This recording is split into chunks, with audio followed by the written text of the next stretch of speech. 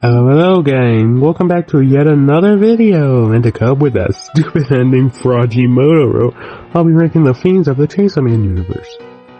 Warning, I forgot some stuff, so that may impact some rankings, especially for a certain group of characters, and also I will botch names, it's a guarantee, so yeah, go easy on me. Oh, and also spoilers.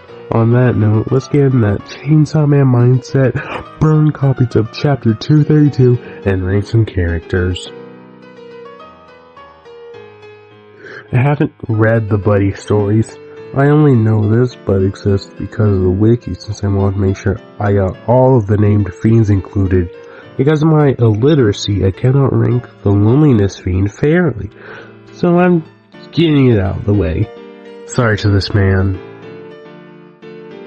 They don't really do much or get character apart from just lesbian polycule, if memory serves correct. But I want to be fair, so I'm going to rank them based on how much I like the designs, names, and just them as a whole. Last place is Long, then Sugihagi, then Pingsy, and the only one I remember by name before looking at the wiki, and the most relevant one, Cosmo. They all look nice and cute, but there's obviously gonna be some that come out over others. Overall, they alright, so I'll just give them as a whole a 6.5 out of 10. Quan Chi's game needs to be studied. Angel the Devil thinks he's the real androgynous CSM character, but Nail doesn't even have a canon gender. I like Nail specifically because of how cunty they are. I mean, I internally read their lines in Tom Hiddleston's voice.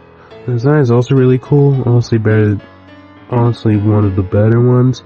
They're just underused, like most of the side characters in the series. Not much else to say other than they're hot. 7 out of 10. I like Galgali. His relationship with Kobeni is cute, and the concept of the Violence Fiend preferring peace is the type of irony and humor that almost makes up for themes and such. I also really like his moment in the Bomb Girl arc when he tried to fight Reze and she blocks his attacks so well that he just dips. One of the funniest parts in the story for me. His design is also really cool with the mix of street thug and plague doctor. It's also really cool in the way that the Violence Devil is so powerful that the Fiend is probably stronger than some other devils. Overall, like a 7.6 out of 10 or something. Nice, but not quite an 8. Beam is goated. His bromance with Dennis is really funny, but pretty endearing. I also like his shark face thingy. It really adds to the design, especially when his fit is just Larry the Lobster. I can glaze him for hours, but the next ones need their flowers too. 8.5 out of 10. Rest in peace, Beam. Fuck Makima. I don't know if this counts, it feels a bit different, but I'll trust the wiki. Famous last words. So yeah, let's start the negatives.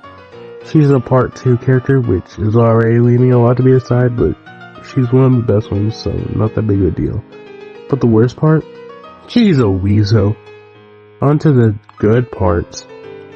Her story is honestly really interesting, and if part 3 happens, I want to have her take over the manga, and Denji stays as a character, but more like a Kishibe-ish role. Shows up a few times and adds to the story, but not his story anymore. Still obviously Asa's crush. Tis a canon event. Asa's character development also feels a bit more dynamic than Denji's. I mean, look at her from start to the end of her development. It's almost day and night. Shy and kind of submissive, confident, and stands up for herself way more. With Yuri, she's a really good villain, but I don't have much to say about her because I usually don't have much to say about villains in general. But I love how she's clearly just a villain no matter what she goes through with Asa. Also Hero's drip during the America scene is kinda heat though. God damn, she wasn't wrong, it did make her more attractive. Overall, I'm gonna give them both a 9 out of 10.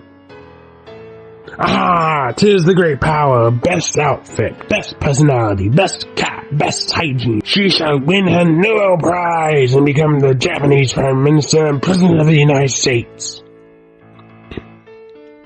Seriously, she's one of the best characters specifically because how much of a rage-bang and overachieving hoe she is. She also has some peeks into what goes on when she's not acting like a crack fiend like the Bat Devil stuff. And they have the depth of the character that made me fall in love with her. Too bad Chapter 81 happened. I will generally come on with what she did to Power, Aki, Beam, etc. Anyway, yeah, Power needs no more words to describe how perfect she is. 9.5 out of 10. Best girl. Okay, those were all the things from Chainsaw Man ranked. Tell me what you think in the comments below. Wait, what? What do you mean I missed one? I said named ones. The one eating a bird doesn't. Here it is. Possibly the saddest story arc of the series. Sorry for the fake out ending, by the way. With Aki, one of the most determined characters. His mind set on killing the gun devil. The one that killed his family. He waited years. He waited as patiently as he possibly could.